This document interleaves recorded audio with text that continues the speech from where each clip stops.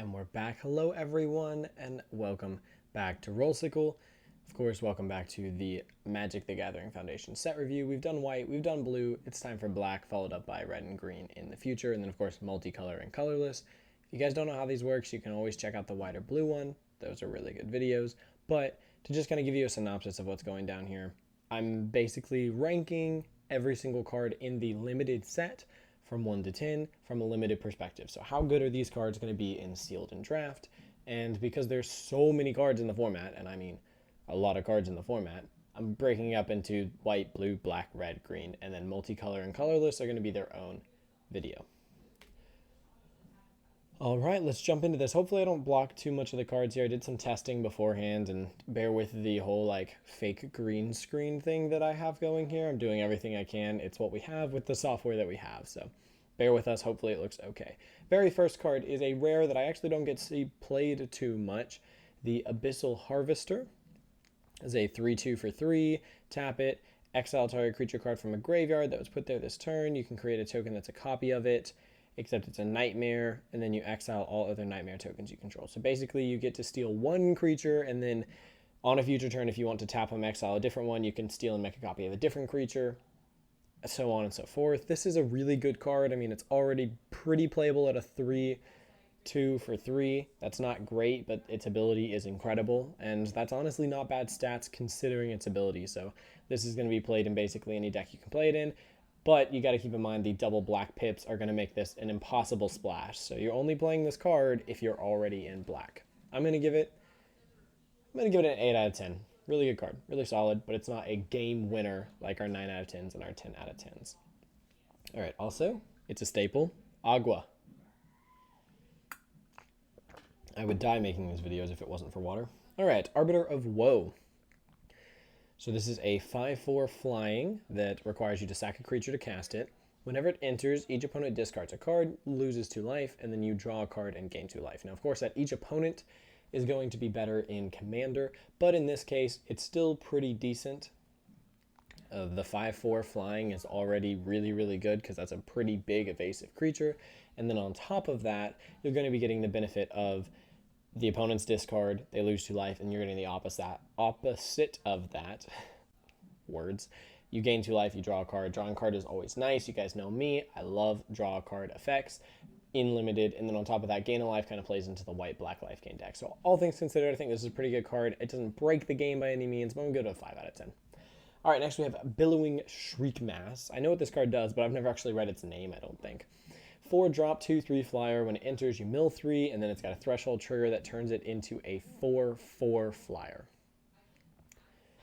It's fine, completely acceptable if you're playing the threshold. I think that's blue-black in this format. If you're playing the graveyard threshold deck, then yeah, it's good in that. It's going to get cards in your graveyard. If you have zombifies, which we'll be getting to later, it can help put those creatures in your graveyard that you want to zombify back, but it can also put the zombify in your graveyard. So you got to balance the two, but yeah, all things considered, I think it's a pretty good card. I'm just going to give it standard 4 out of 10. A lot of hitters here at the very beginning. Next, we have Blasphemous Edict. This is a 5 cost, though in a lot of games, you're not going to be paying 5 for it. You may pay a single black rather than pay this spell's mana cost if there are 13 or more creatures on the battlefield. Now, this is really never going to happen in limited. When you're playing against one singular opponent, for there to be 13 creatures on the battlefield, you're going to have what? An average of 6.5 each, so one person has 7 creatures, one person has 6, or tilt the scales in either direction you want to go there. That's a lot of creatures. That's only going to be a viable board wipe for 1 black if the board is massive, and I mean massive.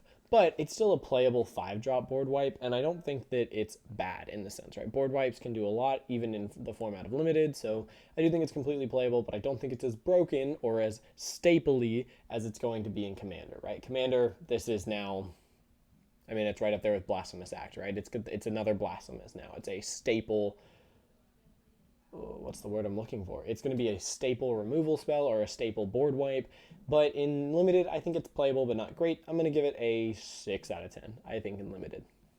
All right, so next we have the Almighty. I think this might be the most expensive card in the whole format. I could be wrong about that. It might be doubling season or something like that now, but Bloodthirsty Conqueror is probably the most expensive new card for sure. It might be there with, what is it, Twin Flame Tyrant when we get to that in red. Go check out that video if it's been made. If it hasn't, stay tuned. It'll be releasing soon. But yes, Bloodthirsty Conqueror is like $25 or more, and it's for a reason. It's exquisite blood. Whenever an opponent loses life, you gain that much life, but on a creature with flying and death touch. And it's Knight for all you WUBRG commander players out there, who I happen to be one myself. So really want to pick up this card. Haven't yet, but really want to pick up this card. This card is phenomenal. I don't have to say much about it. You guys can read it and tell me exactly how great it is. That being said, it is obviously even more powerful when you can build around it in Commander or other constructed formats. That being said, there are already things that can basically make this go infinite and things that can make it go infinite in even just limited. So this is an absolute pickup. If you ever see this in your pack, you take this card, 10 out of 10, no questions asked. Moving on, Crypt Feaster. This is a Menace 3/4.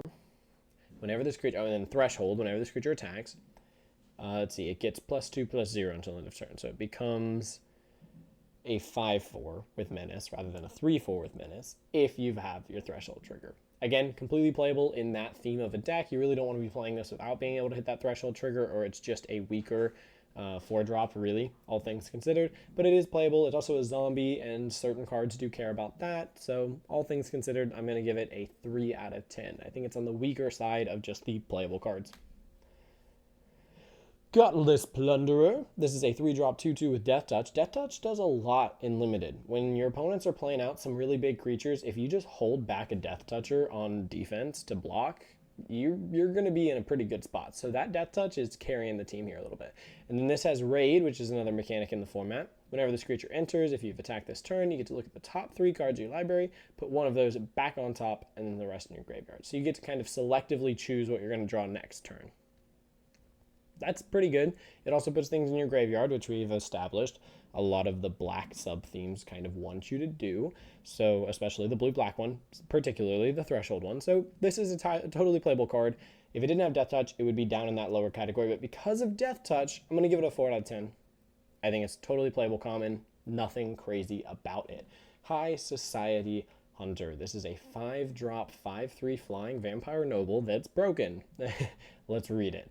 Whenever this creature attacks, you may sacrifice another creature. If you do, put a +1/+1 counter on this creature. That's pretty cool. So it's going to get bigger than a 5/3 flyer if you're smart. That being said, or if you're at least playing in a deck where you have, some burglar rats or stuff like that to sack to it, which we'll also be getting to in a little bit. Now, that being said, the next part is what's broken. Whenever another non-token creature dies, draw a card. That's not just yours. That's opponents too. And you know what color has the best removal, as we're about to see in this very video? Spoiler alert, it's black. So I think this card is completely broken. I think this card is an absolute bomb. And even though it's not a mythic, I would say that this might even impact your games more than Bloodthirsty Conqueror. That being said, there's nothing higher than a 10, so we're going to give this bad boy a 10 out of 10. Absolute bomb. High Society Hunter. All right, next up is Hungry Ghoul. I've actually seen this card put in the work. 2/2 for 2 that has the ability to pay 1, sack another creature, and put a +1/+1 counter. Now, that being said, this is at instant speed. You can activate this at instant speed. So this is kind of a constant up in the air combat trick that you can lay into. Now, if you're in the deck that High Society Hunter really likes or that Hungry Ghoul really likes, you're going to have some sack fodder for this thing. And you're going to leave up that sack fodder and leave up some mana to go, okay, I'm going to attack with this, and if you block with it, I'm going to make it big enough to survive what you block it with. That's pretty powerful. It kind of incentivizes the opponent to just let this through, in which case you're getting 2 damage through every turn for basically a 2-drop. Yeah, that's pretty huge. I'm going to give this a 6 out of 10. I think it's right up there with some of the other, I might have given 7 out of 10 to, I don't think it was Helpful Hunter. It's been a long time since I drafted. Whatever the bird is. Y'all know what I'm talking about, right? The 1/1 lifelink bird. The Strix is the one with Vigilance.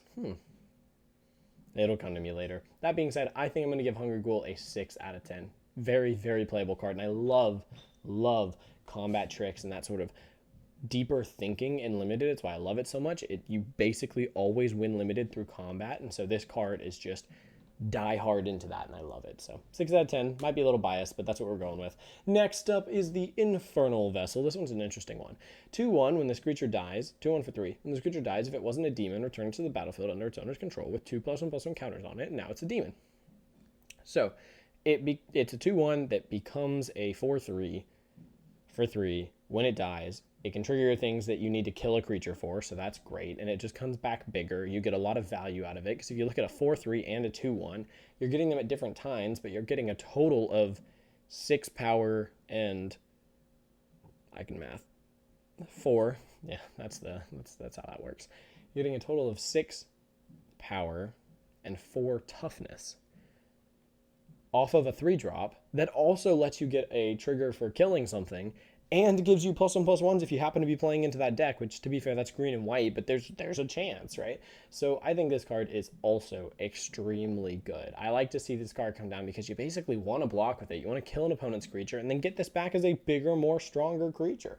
So yeah, unless they exile it, you're basically getting really good value for this. It's probably going to 2-for-1 things, which is really, really nice. I'm going to give it a 6 out of 10 as well. Next, we have Infestation Sage, kind of speak of 2-for-1ing things. When this creature dies, create a 1/1 black and green insect creature token with flying. This gets you a flyer to block something like whatever that 1/1 bird is called. I can't believe it's slipping my mind right now. Oh my gosh. Well, anyways, it gives you something to block that with. And it itself is a 1/1. It's good for the sack fodder, all of these things. I don't think it's quite as powerful as Hungry Ghoul or Infernal Vessel, but I do think it is a staple in these black decks. You do need to play Infestation Sage, so I'm going to give it a 5 out of 10. It is the sack fodder that you need. Now, Burglar Rats and stuff like that will work too by giving you value in other senses, and we'll get to those cards. That's a reprint, which is why it's not this far on the list. This early on the list, I should say, maybe. But yeah, I'm going to give Infestation Sage a 5 out of 10. Next up is Midnight Snack, but I'm going to take a mid-video swig. All right, this one's pretty simple. That was sarcasm. Anyway, so 3 mana for an enchantment. Raid at the beginning of your end step if you attacked. Create a food. That's mainly what this does. But then you can pay 3, sack the enchantment, and an opponent loses life where equal to X, where X is the amount of life you've gained. So I have seen this card kind of win in little tricky situations, and if you are in the white-black life gain deck, this can really pay off with your cat collectors getting triggered and your pandas getting triggered and all sorts of things like that. But if you're not in that deck, this card isn't particularly too powerful, so I'm going to give it a 3 out of 10. Moving on, we have 9 Lives Familiar. Now, speaking of sack fodder, there is no better sack fodder than a card that comes back 9 times. Or comes back 8 times, has 9 lives. That being said, I actually am not a huge fan of this card.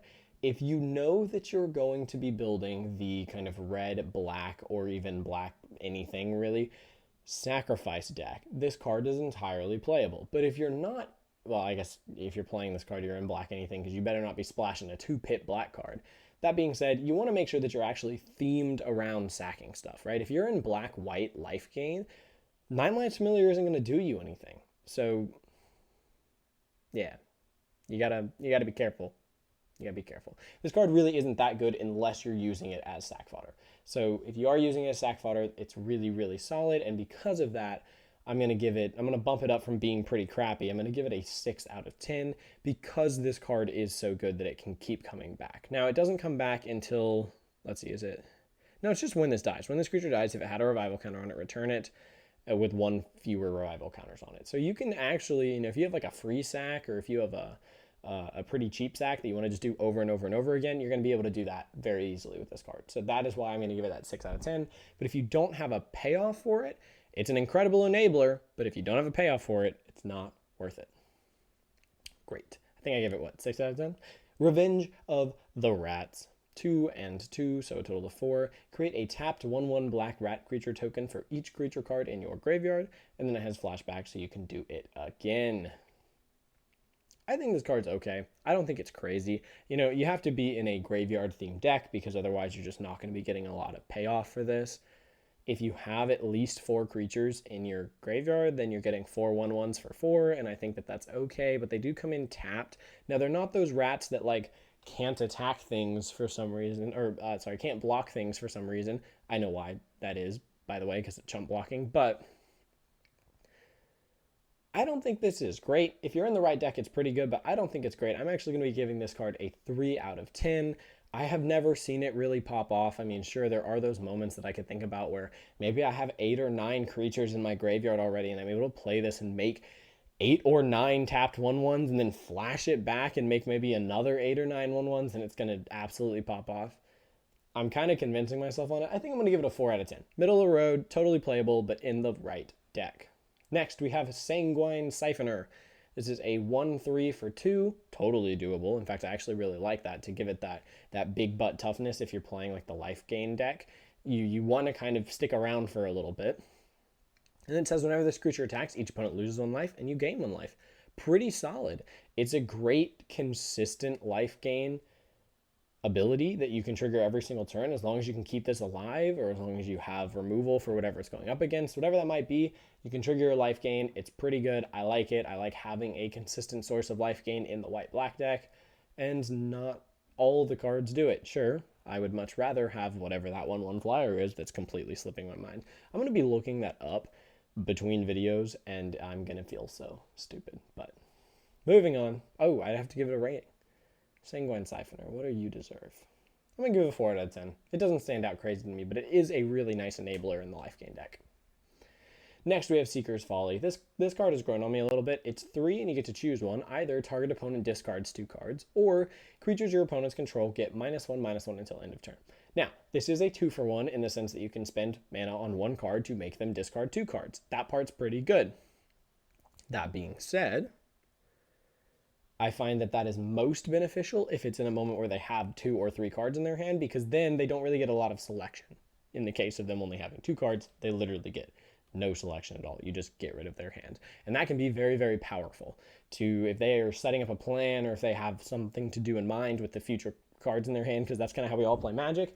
You get to just say, absolutely not, discard both of those cards. So because of that, this has kind of grown on me quite a bit. And then the creatures your opponents control get -1/-1 until end of turn can actually win you some games in combat stuff from time to time. As I've said, I'm a big fan of combat tricks. Now this one a little less so in that sense, because it is a sorcery. So you do got to keep that in mind.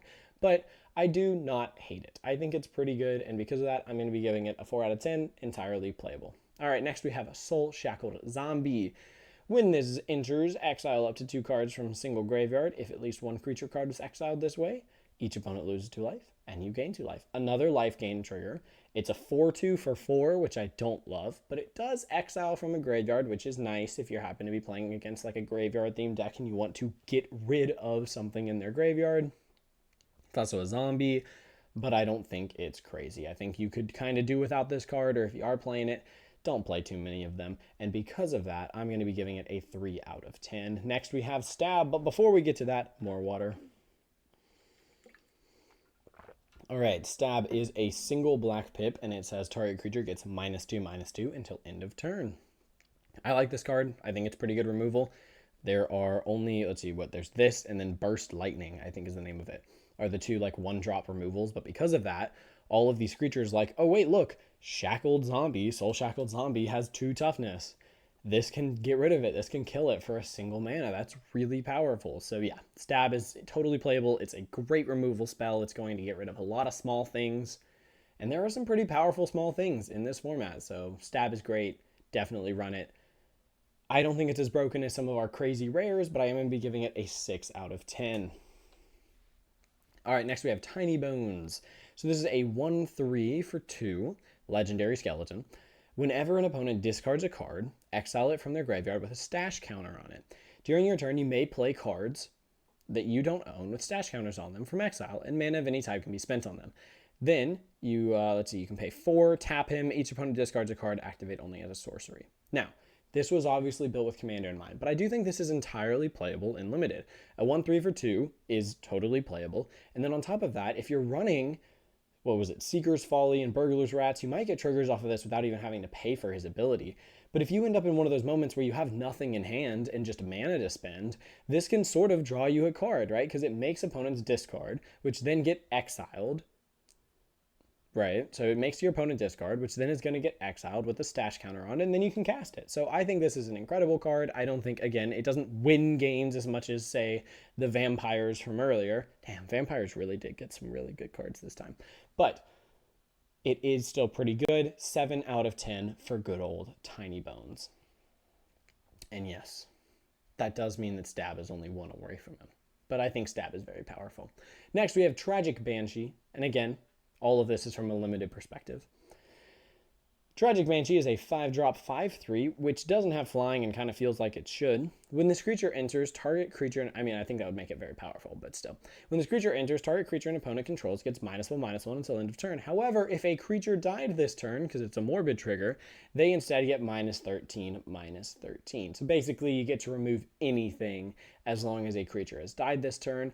I think this is a completely playable creature/removal spell. I think it's great. I don't think it's broken, but I do think that it's pretty good, and that is going to land it in the 5 category because it can do removal and also just be a pretty big body. All for 5 mana is pretty good. I mean, you got to time the morbid stuff right, but as long as you can do that. All right, next we have Vampire Gourmand. This is a 2/2 for 2 that says whenever this creature attacks, you may sacrifice another creature. This is where you want your burglar rats, which we haven't gotten to yet, and your infestation sages and all of those. Your 9 lives familiar. Oh, that would be so broken, right? If you do, you draw a card, and this creature can't be blocked this turn. Now, you guys know me. Hopefully by now. If you watch the white one, you watch the blue one. I love anything that says draw a card. And I think this card's kind of broken, right? Because you're also not going to, he's not going to get blocked and then killed when you're doing that. Because, oh wait, it says this creature can't be blocked this turn. You can also buff him up with other things, so now you're hitting for even more than 2 damage, and you're drawing a card, and you're just sacking things. Oh wait, you might sack the, I don't even remember the name of the demon from earlier that doesn't start out as a demon. Yeah, this card, phenomenal. 6 out of 10 at the uncommon, pretty solid. Next, we have Vampire Soulcaller. Now, this one gets a lot of flack. And it's because of the second line here. Flying 3/2 for 5. This creature can't block. Now, I kind of understand why it can't, but it's a little weird that it can't. Now, when it enters, you get to return target creature card from your graveyard to your hand. So it's really good in being like protection almost, or recursion, for something that's really powerful that gets killed. You know, you play your killer vampire, whether it's the noble or the knight, either one of them, and then they get removed, you can use this to get it back. So that part is really nice. I think because of that, it actually makes it a little bit more powerful, but then of course you have to remember it can't block, so you can sort of set yourself up for dying on the turn before you get to play whatever it is you got back into your hand. So it is sort of a win more card, or at least it's a delay stabilizing card, and I don't really like that for if I'm behind. So because of that, I'm just going to be giving it the streamlined 4 out of 10. I do think it's playable, and I think it has its place, but I don't think it's great. All right, next we have the Vampire Warlock. When this or another creature you control dies, target opponent loses 1 life, and you gain 1 life. Very powerful, works great in the life gain deck. It itself is a 1/1, so that's pretty small, but when it dies, you're going to go ahead and get this trigger. If you're making a bunch of other creatures, or if you have rat tokens or whatever's going on there, you can get a lot out of this, because it doesn't say non-token, right? It just says this or any other creature you control. So yeah, pretty good stuff. I like this guy. I think he's totally playable. I'm going to give him a 4 out of 10 as well. Well, yeah, I'm going to give him 4 out of 10. All right, next we have Zul Ashur the Lich Lord. This is a zombie warlock, 2/2 for 2, already playable. Ward, pay 2 life, that's nice. And then lastly, I mentioned this a little bit earlier, you can tap this and you may cast target zombie card from your graveyard this turn. Yeah, this is just a good card. If you have a couple of zombies going around, I mean, it's already a 2/2 for 2 with Ward, pay 2 life, that's playable. And then on top of that, you're getting to maybe cast some zombies from your graveyard. What's not to love about that? I think it's great. I don't think it's broken. I'm going to give it a... I'm going to give it a 6 out of 10, I think. I think it's one of our lower of the rares. If you have enough zombies, though. If you have enough zombies, I think it might deserve 7. But generally speaking, I'm going to give it a 6 out of 10. All right, next we have Bake Into a Pie.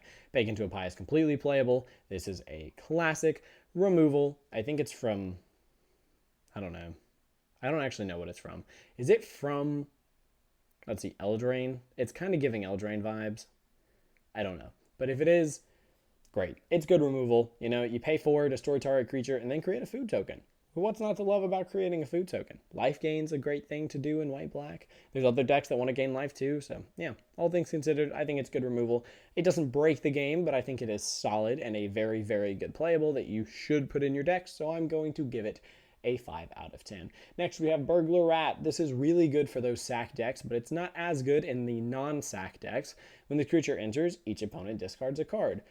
Great! I mean, that's not a bad effect, but I mean, you kind of want to have something to do with the 1/1, and if you're not in a sack deck, you're just going to chump block with it, right? Or maybe you'll trade for another 1/1, but more likely you're going to chump block with it. But in the sack deck, you're going to get some really good value out of it. So realistically speaking, I think it only actually hits about,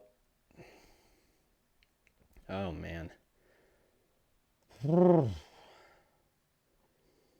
I'm going to give it 4 out of 10. I think it ekes into the completely playable, but yeah. You can play this card. It's fine. All right, next you have Diregraph Ghoul. This is a 1-drop for a 2/2 zombie. This creature enters tapped. I just don't think the speed at which you ramp out into this, there's not like aggro black deck, really, in this format. Like, there's just really not a very good aggro black deck. So while I think this is a perfectly fine... Ugh, there's a bug. It's fine. I think this is a perfectly fine 1-drop. I just don't think that you really need to play it. I don't love that it enters tapped. I mean, yes, having a 2/2 up is going to give you some advantage in those very first couple turns, but in the long run, I don't think this creature does a whole lot, and it's just open to those removals of stab and burst lightning that do exactly 2 damage or -2/-2. So I just don't think this card does what we really needed to do in this format. Because of that, I'm going to give it a 3 out of 10. I don't think it's completely unplayable. You can put this in your decks, but I just don't think it's great. All right, next we have Eaten Alive. This is another great removal spell. In fact, I have been burned by this card before. As an additional cost to cast this, you may either sacrifice a creature or pay 4 more. So it either costs 5 or it only costs 1, but you have to sack a creature. That being said, we're okay with sacking creatures like Burglar Rat. Anyways, you exile target creature or planeswalker, end of the day. I think it's great removal. I think it's completely playable. I'm going to give it... let's see, this thing can really get rid of big stuff. I'm going to give it the coveted 6 out of 10. I think it is a very, very playable and good removal spell. Next, we have Exsanguinate. This is a X and 2 black. Each opponent loses X life, and you gain life equal to the total life lost this way. Now, in this format, in limited, you're going to be losing exactly how much you put into X, or you're going to be gaining exactly how much you put into X. But in something like Commander, X equals 8... yeah, you're going to be gaining 24 life if there's still 3 other people at the table.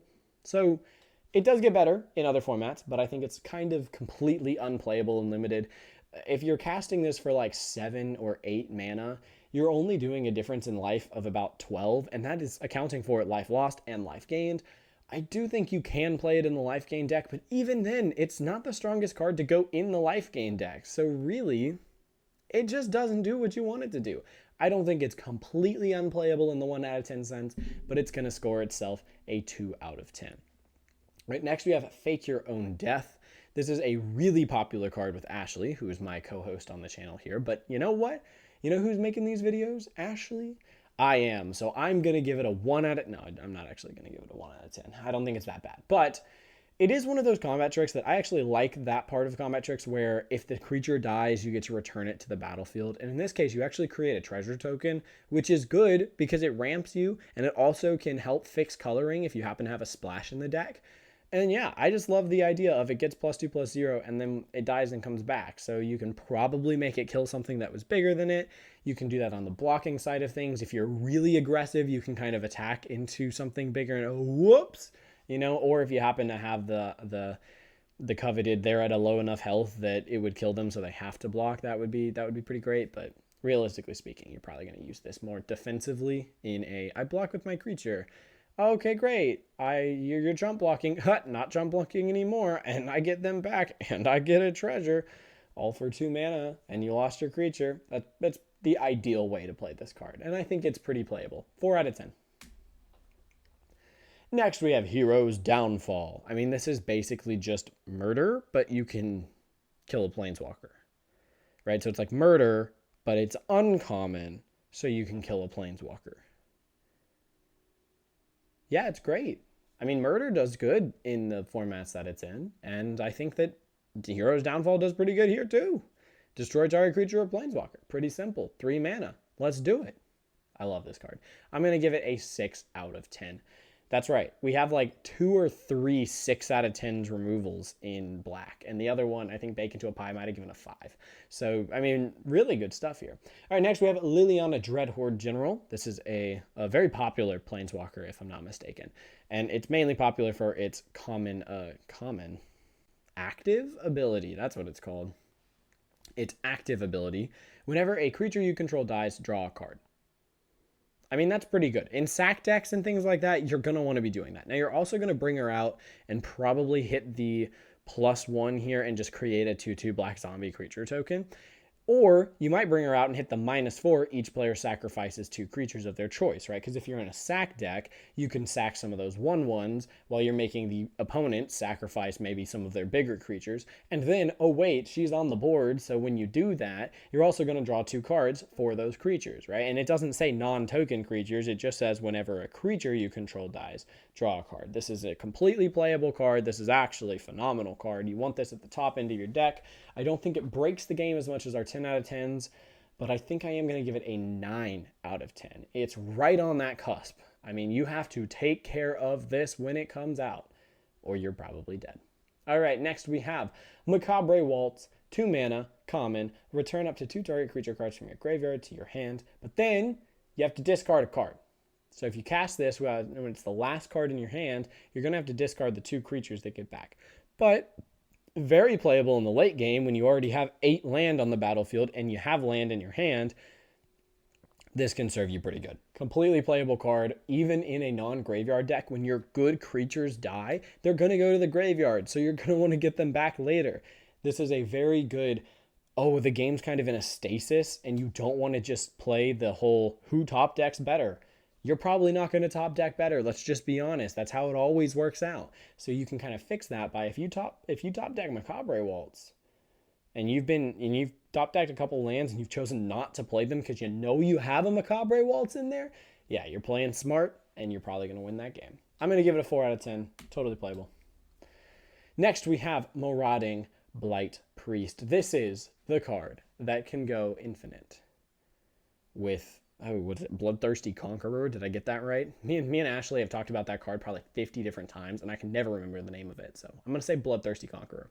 Anyways, whenever you gain life, each opponent loses 1 life. So all you have to do is have Bloodthirsty Conqueror, and then have a Marauding Blight Priest, and then gain life somehow.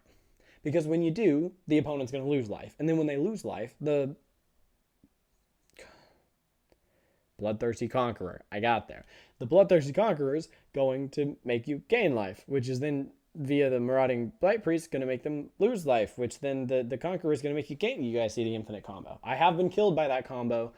It was not very fun. That being said, I think this card's totally playable, right? Whenever you gain life, each opponent loses 1 life. It's pretty powerful in a... Well, I guess it's not that much life, right? Whenever you gain life, each opponent loses a single life. So I guess it's kind of a little bit more reined in, right? If you gain 3 life, they're not losing 3 life, they're just losing 1. But if you have a lot of triggers of life gain, which you very well might have, this is a completely playable card. And then on top of that, 3-drop, 3/2. Yeah, it's a pretty good effect for almost the vanilla that we're looking for, vanilla power and toughness that we're looking for. I'm going to give it a 4 out of 10. I don't think it stands out, but obviously if you have the Bloodthirsty Conqueror, you have a 10 out of 10 card, and this is something that makes it just go even harder than 10 out of 10. All right, next we have Painful Quandary. 5 mana. Whenever an opponent casts a spell, that player loses 5 life unless they discard a card. Now, I think this sounds cool, but I think this is completely unplayable, and I'm going to explain why. All I have to do is not cast a spell until I have 2 cards in my hand, and then oh wait, I don't have to do anything. I just discard the other card. Now, you are slowing me down, but you also paid 5 mana to do this. And if you're behind, boy howdy am I going to kill you real quick if you're spending 5 mana to do nothing that changes the board state, and I'm already winning when in terms of the board state. Now, if I'm losing, then yeah, this is a great way to prevent me from stabilizing. But that is the definition of a win more card. Because of that, I'm going to be giving it a 2 out of 10. It's not bad enough. It's not a bad enough effect for me to give it a 1 out of 10. But I am going to give it a 2 out of 10. You shouldn't be playing this card. Moving on, Phyrexian Arena. You should be playing this card. At the beginning of your upkeep, you draw a card and you lose 1 life. 3 mana, 2 of which are black pips. This is an incredible enchantment. You guys know me. I like drawing a card. And oh wait, at the beginning of your upkeep, you draw a card. Sure, you lose 1 life, but all things considered, by the time you've lost 4 or 5 life to this, you've also drawn an extra 4 or 5 cards.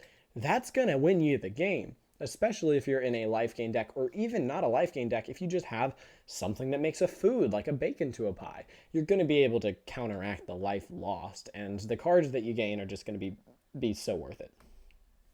Oh, I don't know if I give that a rating. Phyrexian Arena gets a 8 out of 10. I think the card's great. All right, so next we have Pilfer. Target opponent reveals their hand. You choose a non-land card from it, and then that player discards that card. Yeah, I actually don't love Pilfer. I think that Seeker's Folly is significantly better in the sense that, sure, you don't get to pick anymore, but you get to get rid of 2 cards instead of just 1 for only 1 more mana. So, I don't know. I don't think Pilfer's a great card, but I will say sometimes I've been pretty hardcore burned by Pilfer when they play it on turn 2 and I'm going second, so they get to do it, before I even have my second turn, and they just take my 2-drop away, or they just take away the mana dork that I needed to get to my bigger stuff, whatever it might be. So, I do think it's playable. I just don't think it's great. I'm going to give it a 3 out of 10. Next, we have Reassembling Skeleton. This one's a classic. I don't know if you guys did Arena back in the day when they had like I don't know how they do the tutorial now. Ashley went through it not too long ago, so I should remember, but I did the old school tutorial, the one that came out with the Arena when they very first put out Arena. And I just remember this being kind of a staple card on there. But yeah, pretty simple. It's a 1/1 for 2 that you can bring back from the graveyard tapped for 2 mana for its price, essentially, right? So until this gets exiled, you just kind of constantly have a body. That's great for chump blocking. It's great for sack fodder. I mean, it's just a really good card. I don't think it's broken, but it is, once more, a very good enabler. I'm going to give it a 5 out of 10. Okay, so next we have Rise of the Dark Realms. This card wins Commander games often, right? There's a lot of Commander games that, if your deck has black in it, you run Rise of the Dark Realms, and you happen to pull it, and you get to 9 mana, you're probably going to win the game if you play Rise of the Dark Realms, and it doesn't get countered. That being said, I don't think it's as powerful and limited because you got to get to 9 mana, and all the creature cards from all the graveyards aren't going to be that many creature cards. You are going to get some value out of this. You're going to get 3 or 4 bodies probably when you play it, and you might get a lot more than that, but let's say 3 or 4 bodies for it. But you also paid 9 mana for it, so it does nothing in your hand for the majority of the game, and most games will end before you're even going to get to cast it. So because of that, I think this is unplayable. It's too expensive of a top end. And in limited, I'm going to give this a 1 out of 10. This is going to burn you so much more than it's going to help you. Please trust me on that. All right, next we have Runescarred Demon. The opposite of what I just said. This card's great. It is a 7-drop 6/6 flyer, but when it enters, you get to search your library for any card, put it into your hand, and then shuffle. So the power of this card is the fact that it tutors for whatever you need, right? When it enters, just search for any card. And that is going to be incredible because that allows you to evaluate your situation and go get the card that you need to win. We've all been in this situation. Oh, if I just pulled this card, this basically does that for you. And it's on the body. It's on a body that is a 6/6 flyer. So great card, great top end. I'm going to give it an 8 out of 10, I think. No, I'm going to give it a 9. I'm going to give it a 9 just because you can do so much with that. Go get exactly what you need. If you needed a land, you can go get it. If you need a specific removal, you can go get it. I mean, it's just so good. So I'm going to give it a 9 out of 10. All right, next we have Stormkirk Blood Thief. At the beginning of your end step, if an opponent lost life this turn, put a +1/+1 counter on target vampire you control. We've already been over this. The vampires in this format are broken. The vampires are just so broken. And honestly, I think this card's great. You're probably, I mean, yeah, you play it as a 2/2, but what you really should do is play it after you've already done combat damage this turn. So an opponent has lost life, or even if you don't have a way to get combat damage through, just do damage to them in another way, like the creature earlier that does a damage when you gain life. And yeah, you're just buffing up all your creatures. It's really good. You can turn this into a 3/3, and that's what you're going to do more often than not. But you also could just buff up another vampire you have, like the card we're about to talk about. So I'm going to give this a 5 out of 10. I think this is a completely playable 3-drop. All right, next we have Vampire Nighthawk. This card is incredible in limited. Incredible in limited. It plays like a rare at uncommon, and I love that so much. It's a 3-drop, 2/3 flying, lifelink, death touch. It does everything you need. Flying, evasion, lifelink, it's going to keep you in the game and stabilize you. Death touch, it's going to be a big threat on the board even if it doesn't have a lot of power. And it does all of that in a 3-drop. What is not to love about this card? I think if it hasn't happened before, I'm going to be giving an uncommon a 7 out of 10. This card is incredible and is a must play. And we have our very last card, Zombify. It is a sorcery for 4. One of them is a black. And you get to return target creature card from your graveyard to the battlefield, which is really good, right? Because you can go get something really big for only 4 mana. And you can do it either after an opponent has removed it, or if you happen to mill it into the graveyard, you can do it without the opponent really having ever seen it, unless they're smart enough to look in your graveyard, which they should be, but they might not be. So yeah, I think this card is completely playable, but I don't think it breaks the game. It's actually a huge part of the format. Like, it's kind of what black themes around. So yeah, totally playable, but I don't think it breaks it. I'm going to give it a 4 out of 10. And that is all of the black cards in a Magic the Gathering Foundation set. If you guys enjoyed the video, please let me know down in the comments below. It really does mean the world to me. If you do, feel free to drop a like on the video. Feel free to subscribe to the channel. We're a really small channel, and I meant to say this at the beginning, but every single one of you guys matter. And if you enjoy the content even a little bit, you don't understand how far your subscription and your comments and your likes and all of that stuff goes. So I just want to say thank you guys for making Rossicle what it is, and I can't wait to see you in the next one. We get to look at red next time, and I'm very excited about that. That being said, I'll see you guys in the next one, and until then, may the rolls be ever in your favor. Peace out.